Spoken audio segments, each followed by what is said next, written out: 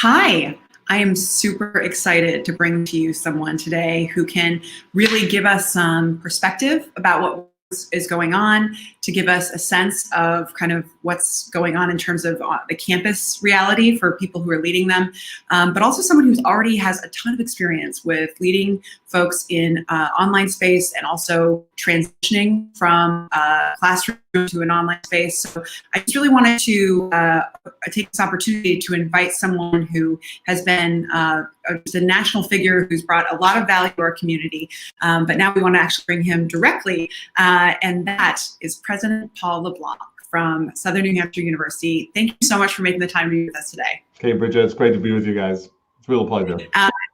The pleasure is mine, and also for folks, if you haven't seen the documentary Unlikely, you should, and it's now available. And I know you have, well, you're home and there's television, hopefully. You can download it now on Amazon or on Apple, on iTunes.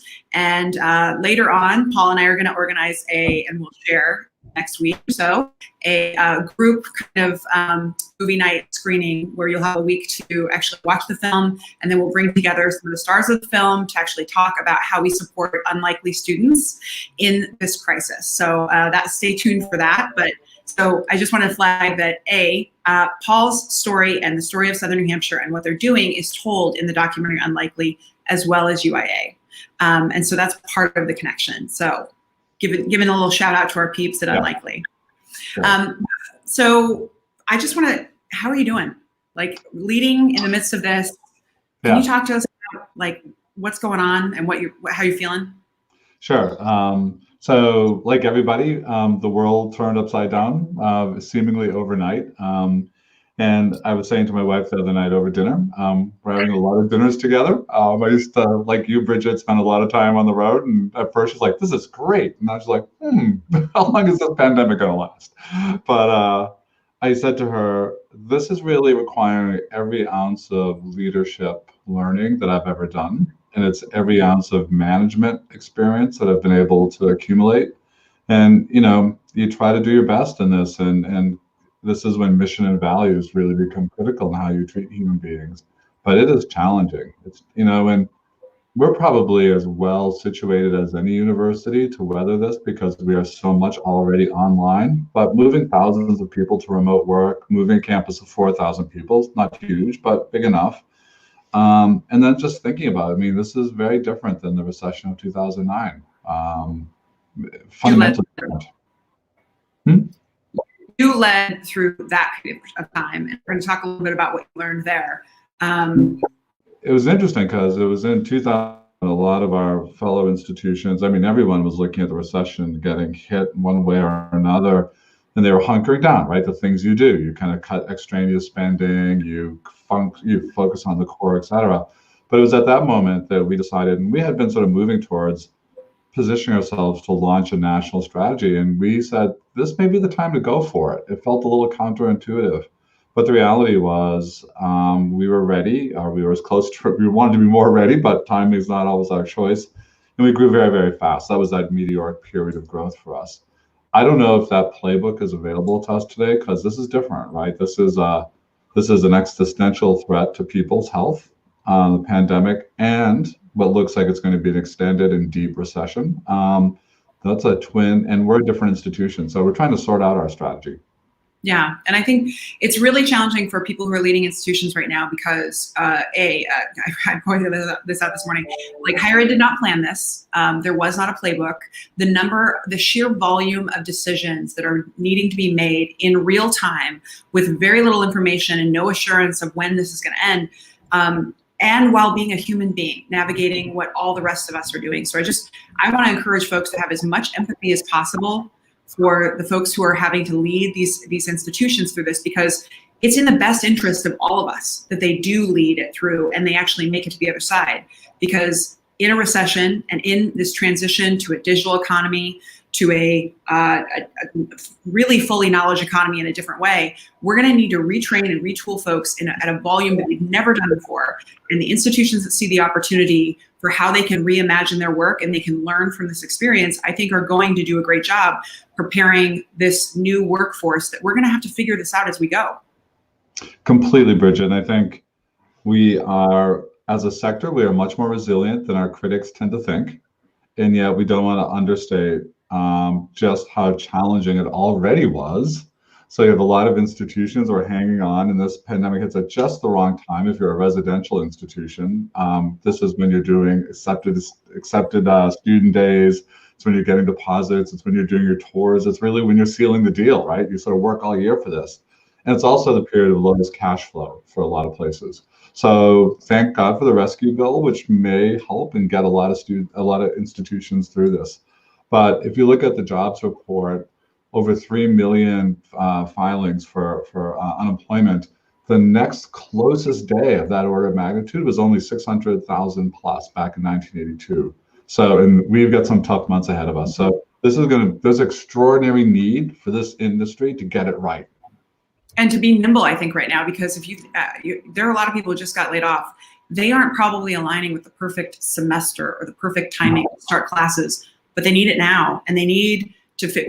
And what we offer and how we offer it obviously is changing, but the kinds of skills that help someone retrain to this new economy that's emerging like day by day is going to be something that's going to take, I think, a lot of creativity. And I just don't want higher ed to hunker down and isolate in the way we have before.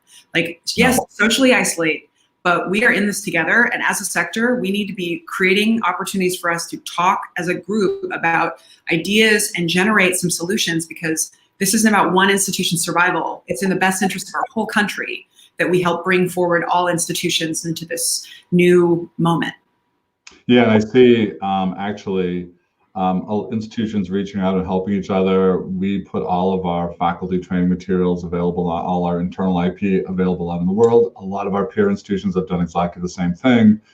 Schools are calling each other. I think there's an enormous amount of sympathy and reaching out as a sector, and that's critical. And to your point, we're also going to need to move really fast to rethink the models, our delivery models, what counts as credentials, how we're aligned to workforce needs. This could be, it's not a forcing factor that we requested, but it may be an enormous forcing factor for altering the way we do our work. And it needs to be in some ways. Yeah. And, it's either going to happen to us or we're going to surf the wave. Like, and I mean, it's not optional at this point. And so I just want to encourage folks that there is no playbook, and if leaders are going to lead, we're going to have to give a little bit of grace. I know that people, every time I'm seeing communication coming from presidents right now, I see all the demands for refunds, and frankly, very few people could make a commitment like that right now, because there is no reality in which they can keep employing people. They already made decisions for this next term they've already paid for things this term, and they didn't get that back because of COVID. And how do they not, they're going to have to figure out how to walk the line. But I liked how Scott Cowan's advice on the podcast that Jeff Salingo interviewed was, just say, I hear you, and we're going to get back to you. Yep. Like, do not commit right now. I think that was wise advice. Yep. Well, now let's get to the stuff that I actually wanted to talk to you about initially. I reached out to you because people are transitioning online, and we're trying to figure out how to help them navigate. And you said that you have resources that you're putting out, which that is awesome. I know that ASU as well, but I'm surprised by the limited uptick of use, because I feel like there's just an overwhelm. Like, people don't know what they need, and all they're seeing is like all these things, and I don't go for it. So, to get to where you are right now, you have to learn how to take faculty and your model from in-person to distance to online. And I want to get a sense of what you've learned from that you can share with folks who are trying to figure this out on their own. Yeah, so I'd like to separate that question, if I could, between the current challenge, which is how do we get through the rest of this academic year? And you see this enormous energy, very suddenly institutions and their faculty and students, by the way, who didn't purchase online. They said, no, I want to go live on a residential campus. I want a coming of age experience. So now they're all in this online world together. And I love this example someone gave, or analogy, it said, if you're going to get through having your kids home and you're trying to work and you're working remotely, it's kind of like bringing a toddler on an airplane. You do what you have to do to get through. It may not always look pretty, and it may not make you parent of the year, but it's good for everybody if you just get it done and they do know. So I think we're in this, people in the world of software have this notion of MVP, right? Minimum viable product. something that's good enough to get the basic functionality done. I would urge institutions that are new to online to sort of accept that standard, that that's pretty good right now. And you know, higher ed prides itself on its standards, right? We take great measured care around the design of learning, the resources we choose, all of those things. And really what we want to do now is say, you know what, let's live with good enough. The great here becomes the enemy of the good when you have urgency and lack of preparation time. So my first counsel would be relax a little bit. I know it's not ideal and it's not what you want to do in the long term, but you've got to get through X number of weeks to get to the end of the academic year. MVP is pretty good. That's how you should frame this. And then the second piece I would say is that, and I know we say this and everybody nods, but we're saying a lot of energy being put into what about my content? What about how am I going to deliver this? And all these are the right questions in the medium and long term. But the most important question right now is how are my students doing and what do they need from me as a faculty member? What do they need from me as an advisor or somebody in the institution? I love the work of Shafir and Melinda Tannen at Harvard. They wrote the book Scarcity. You know, these guys are scientists, right? And they understand that when students are anxious or fearful or lack resources, their cognitive bandwidth, true for all of us, by the way, our cognitive bandwidth diminishes. So in a matter of the 2 or 3 weeks that you went from residential student to work to student at home, you are not as good a student as you were 3 weeks ago. You just don't have the cognitive bandwidth to apply, particularly if you're an underserved student or a student without privilege. So I really would focus on students. I worry most about our underserved students who, you know, they don't, when they come to campus, they have a level of scaffolded accountability, right? It's supportive accountability. They come to class, you engage with them. When they lose that, they're at high risk. They're at much higher risk than any of the students we serve. So I would say that if I could give counsel in this MVP period, focus much more on human interactions, reaching out to every one of your students and starting with them as humans who are worried about their parents losing a job, who may be in a house that's less safe and secure than the dorm room they lived in, who are really struggling and anxious, and start with them and say, how are you doing? Before we talk about class or your work, I said, how are you doing? How's your family doing? Are you getting what you need? What can we help you with? When you recognize them as a human and it feels to them that they're not in this alone and they can have that conversation, you're actually freeing up some amount of energy and cognitive bandwidth that they can then apply, and they're much more likely to be a good student for you. I'm hearing an awful lot of conversation about things that aren't really focused on students. It's kind of where institutions often go first. How do we design our curriculum? How do we think about our learning management system? How do we think about our materials? Let's just stay focused on students for the next 6 to 8 weeks. We'll figure out the next piece. So I'm going to stop there, Bridget, and then I want to talk about what happens if schools don't reopen in the fall. I think that's possible. Yeah. Okay, so if you want to shift there. So I think there's a reasonable argument that, you know, depending on who you read, that we may go past Easter. Some people think we'll be out of this by Easter, but I suspect it will be longer. And until we have a vaccine, a reliable tested vaccine, a lot of epidemiologists believe we will see regional outbreaks, localized outbreaks. We'll see some of a roller coaster than a peak in the fall. If that's the case, there will be a lot of people who will not feel comfortable being on a campus or in large gatherings. There'll be parents who don't want to send their kids away. By the way, I understand there are parents who have their college kids home who can't wait to send them back away, but they're not going to put their health at risk. So if that's your situation, now you have an interesting dilemma. And I would suggest that, you know, here's where you need to think about, you know, do I have is my learning management system sort of robust and do we know how to put it to work? I mean, a lot of your technologists on a campus will tell you that our faculties are using only a percentage of the capability of whatever LMS they have. Can we unlock that and make sure that we have a robust learning environment? You have to be much more intentional about design of learning for an online environment. You're not going to get this all done in 4 months, but you got to start thinking about these things. How are you going to deliver key services like academic advising, help desk services, all the wellness services, career services, all your things your students need? How fast can you mount that? So some schools will be tempted to go to an OPM because the OPMs know how to do this, and it's a faster way to get there. You have to be careful. Not all OPMs are equal. There are some really good ones and there are less good ones. And What happens if campus opens again? So don't lock yourself into a contract that you can't get out. You need an exit clause for this pretty quickly that you can exercise simply. And then the other thing I think is, and here's the real counsel, there are people on every campus who know how to do this work, but they tend to do it quietly in places in our hierarchical organizations where they're often not recognized.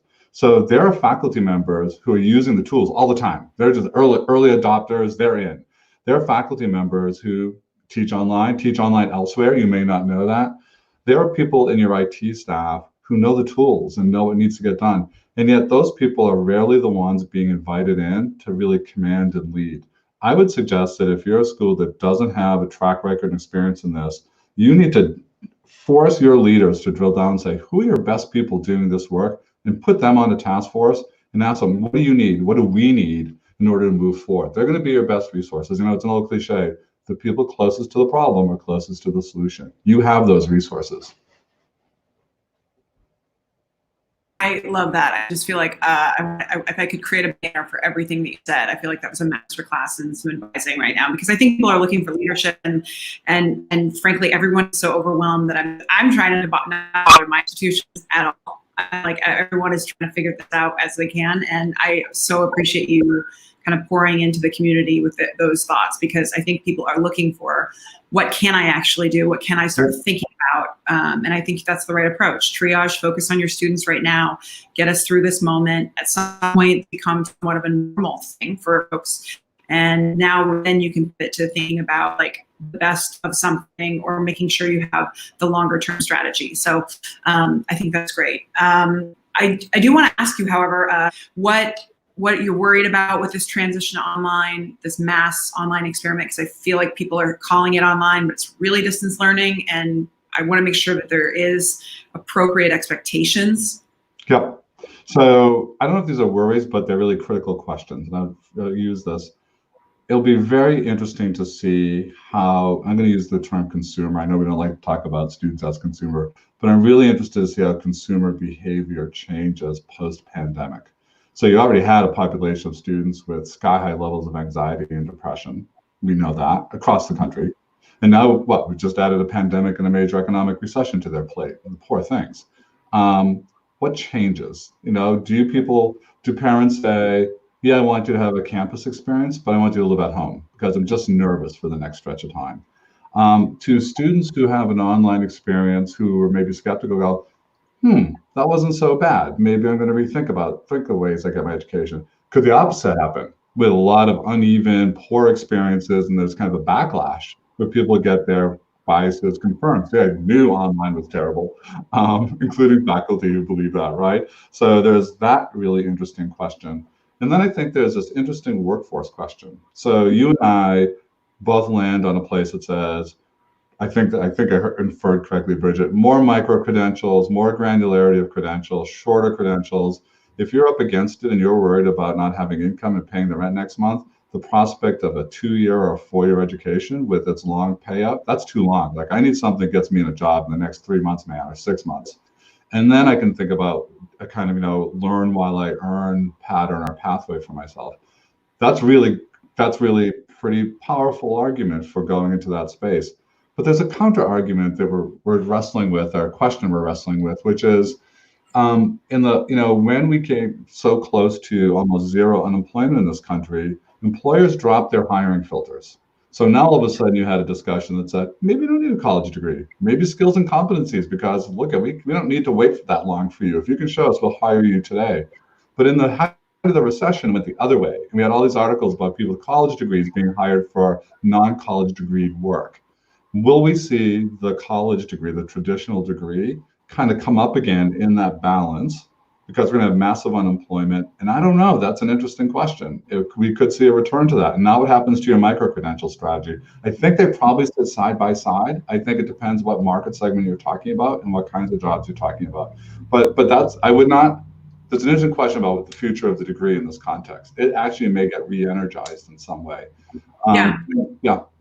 And then I think there's going to be possibly different nuance to degrees, right? There's now, you're going to need to figure out how, if the economy is going to exist, if you want people to be able to work from home, because that might be a longer term reality, then in each of the courses we offer, in each of the degrees we offer, what does that look like? I think that's an appropriate question of how, where is there, we're seeing how there are some parts of the economy that are actually, I don't know, I wish I had stock in Zoom, right?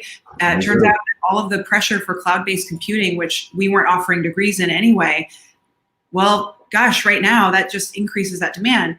But that doesn't mean getting rid of like the traditional liberal arts model. It's more just, okay, how are you going to be able to leverage that in an online environment? And I think there are answers to everything, but we just need to set ourselves up to have those kind of conversations, and let's not assume that the whole thing's going to fall apart. Let's actually enable some degree of creativity. And that's part of the challenge is we're all separated. Creativity is hard in the midst of scarcity and fear. And so we have to find ways to bring folks together to kind of iterate and share so we can get into this space to come up with the answers that students need us to.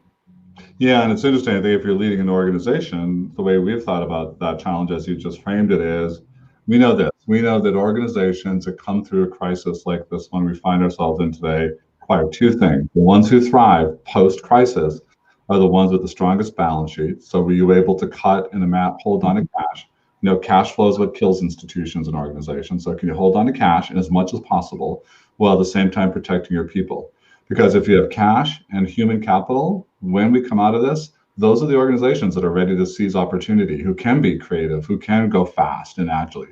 If you're still rebuilding from the damage, boy, it's really hard to think about the new thing. So our strategy as we think about this really is three-pronged, which is build as strong a balance sheet as we can possibly do, protect our people for sure, and then reserve some mental space, some psychic space for scanning the landscape early. Like, what are the signals that tell you, early on how you think the world is going to change, and can you be ready to take advantage of opportunity in the midst of the crisis, not just after, but in the midst of the crisis. So that's hard. And right now, I think it's too early. We're still in kind of the fog of war right now. But in another 4 weeks, 6 weeks, 8 weeks, we'll know a lot more. And then I think we will be able to start identifying the critical opportunities. Thanks, Krista. Love having you're getting shout outs from your peeps back home already. Isn't that nice? Yeah, no, folks are loving this. This is really great. I also wanted to ask what good might come of this, that, just to tease that out further, because there are some issues that are right here now that were felt throughout society we needed to deal with. And now they are right here, and actually everyone understands that we need to deal with them right now. Social safety net, all of these things, but inequity is definitely coming. Like, this is an issue that we are going to have to deal with right away. And I think there's actually going to be some progress made as a result of this crisis. Yeah, I mean, certainly the current crisis is shining a very bright light on privilege and inequity, right?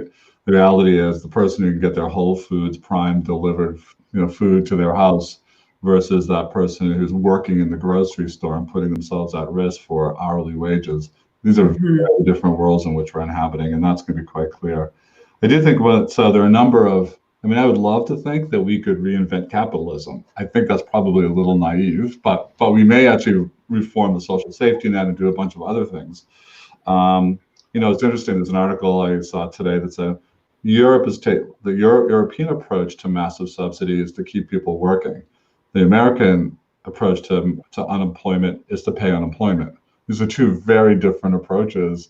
So these are important questions for us to sort through. From a higher ed perspective, you and I probably fall into the camp that is frustrated with the slow pace of change and thinks we need fundamental, I would say, well, it won't speak for you, Bridget, fundamental reform of an industrial age model that's very fixed and rigid and really more institutionally centered than student centered.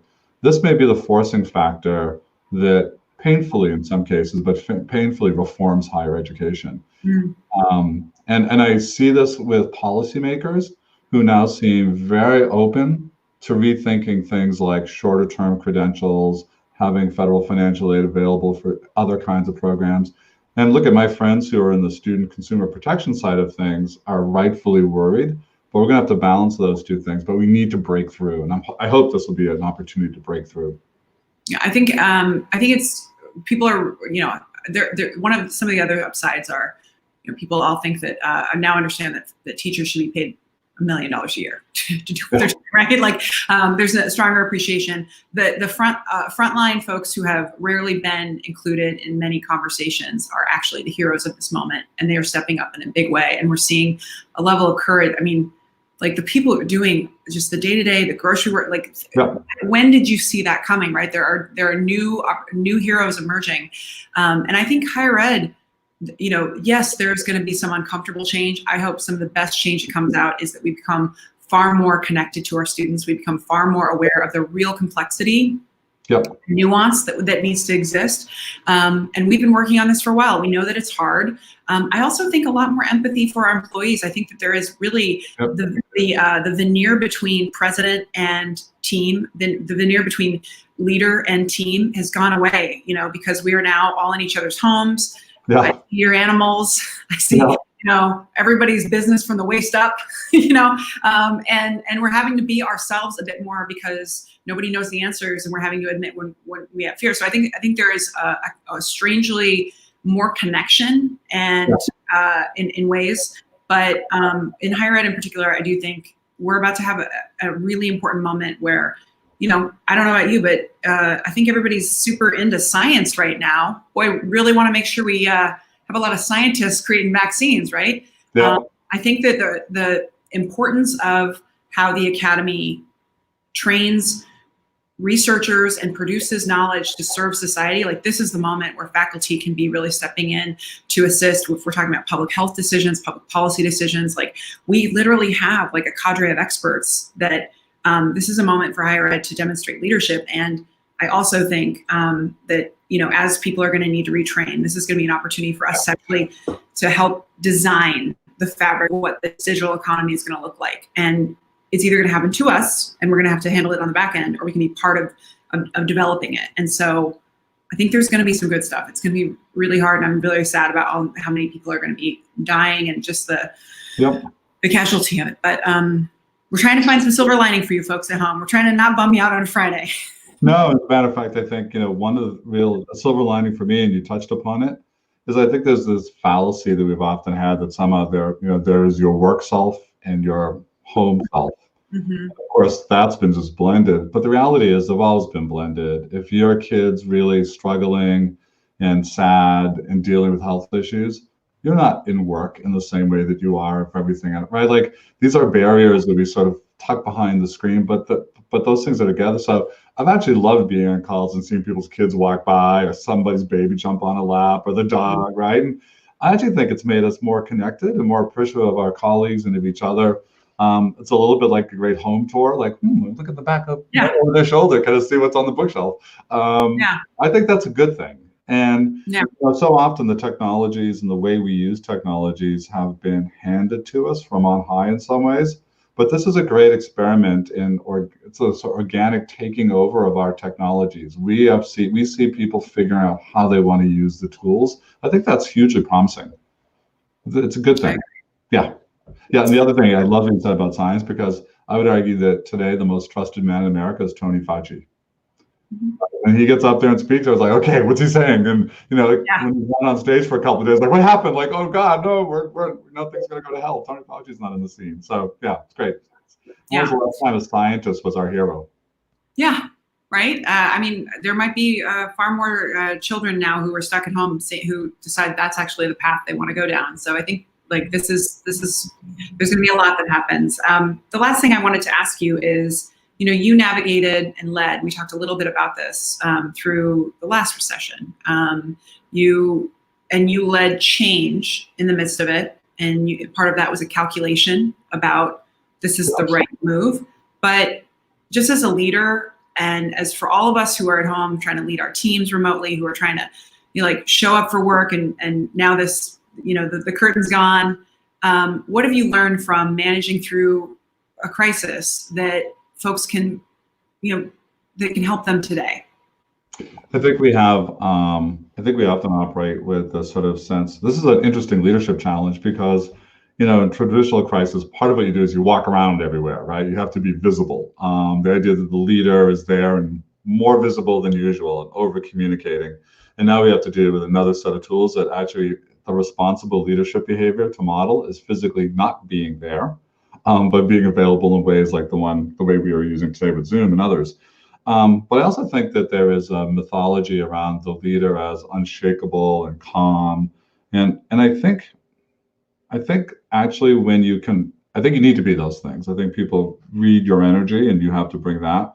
But I think it's actually okay to also admit where you're uncertain and where you're still questioning and where you're struggling. So I had a town hall meeting today with, thousands of our employees and saying, we don't have this one figured out. Like, we're really struggling. I wrestle with this one, and I share the question. And I actually don't think when you allow yourself as leader to be a little bit vulnerable, I think people don't lose confidence by and large. Maybe they do and they're not telling me. I actually think they lean in. I think when I watch people, it's very powerful when leaders say, I screwed up. Like, I thought I knew and I didn't, and I learned. If you want to know, you learned.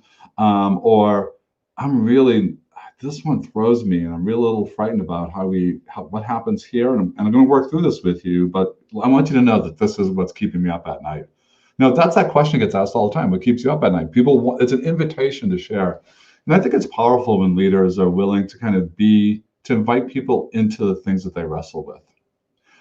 At the very same time, and I'm a huge fan of the Stockdale paradox. And it's interesting because I think I have people who want to put the best gloss on things all the way. Do you know the Stockdale paradox? It's in Jim. Explain. So Admiral Stockdale was the longest serving POW in Vietnam. And he was asked about who survived and who perished. And he said, the optimists perished. They were the ones who tomorrow's the day we're going to get out. And of course, they didn't get out. Next week, these negotiations, yes, right? And their hopes are dashed again and again, and they give up. And he always had this conviction of two things. This is really going to suck. And it's going to suck badly for a while. But we will prevail. We will get through this. And I've been in the camp that says, I think, for our people, I'm going to be transparent and honest about my take on where things are and not put a happy gloss on it. But I want them to know, because I believe this firmly, we'll be good. We're going to be okay. We're going to get through this together. And we were joking about getting shirts. We were talking about a different project, but with this shirt, like, this is really going to suck until it doesn't. And that's not very eloquent for university president, I'm sorry. But it is. And I asked, we have a guy who works for us who's a highly decorated combat veteran, an amazing guy, one of only 15 people to have the Distinguished Service Cross. In 20 years we've been in Afghanistan, Iraq. And I said, Will, is this what it feels like to go to war? And he goes, well, it's different, of course, because, you go to war and people are killed in combat, and we're not doing this. But it's worse in some ways, because when we go into war, we don't look for a fair fight, right? We go in as prepped and with more strength and more weapons, etc. We're not in a fair fight right now. This is an epidemic that scares us. We don't understand it well enough. We don't have a vaccine for it. We don't have the antivirals for it yet. So it's very scary. And unlike a war where we go away to do it, it's being fought in our hometown, and we're going to lose people. And we're going to see friends and family suffer. And we see them suffering now economically. So that's not something that our generation, this current generation, has ever been asked to do, by and large. This is our crisis moment, and I think already I can see this at every level of our organization. You can see the people who step up. There are people who I didn't know they had it in them, kind of leaders. It's not all about rah-rah. Sometimes your most effective leaders are quiet strength, but leaders in all their forms. And then you see people who are on the sidelines a little bit, who can't rally in the ways that you would hope. But it's very powerful. And by and large, more people are rallying, more people are stepping up, leaning in, doing the right thing. It's not, all our best learnings come from really hard fought, right? Like, if you think about, Bridget, where you learn most, it was when you had to work your hardest, when you had to dig in. And quite often it's when you get your ass kicked and you were down on the mat and you got back up again. It's not the learning we would ask for. This is not anything that any of us would ask for. But if we're smart and reflective, we will learn so much. And we'll come out of this better organizations, better leaders, and I hope, in the way that you suggested, a better society, because we're not doing great by a lot of people right now. We got to do better. And these are the people, as you said, who right now, many of them are our heroes. Like, I hope when I get on an airplane, they're the ones who get invited to get on first. Is there a nurse? Is there a grocery store clerk here? Delta Airlines would invite you to get on first. That would tell us that we sort of get it. Yeah. No, I totally agree. Well, that was super helpful. And yeah, you're right. I mean, I've learned nothing from the times that are easy. All, and whenever people talk about a crisis, well, this is going to be a great lesson. Yeah. We don't want to learn it, but we gotta. So, well, I really appreciate you taking the time to give folks some things to think about, to chew on, to actually, because many leaders right now are so kind of hunkered down that we're not, we're getting email or maybe a video message every once in a while, but it's difficult to be making the number of decisions people are making and then also just pop out. So we know that you made a sacrifice for that, and we really appreciate it. Obviously, folks at Southern New Hampshire appreciate it. Your students love you. So, well, thank you so much. I hope that we can do this again. And I also want to give a special shout out to you are organizing a dance party today, which I am a super fan of. I love it that you're going to be via Zoom organizing a virtual dance party. And I think that's great. Like, creativity and play are deeply connected, and you need to find ways to give people levity in this moment, because it feels like it's just all hard. So I love that you modeled that by creating a funk factory that you're going to be broadcasting via Zoom. Yeah, thank you. It'll be fun. Bridget, so nice talking to you as always. All right, everyone, have a great day. You too. Bye-bye.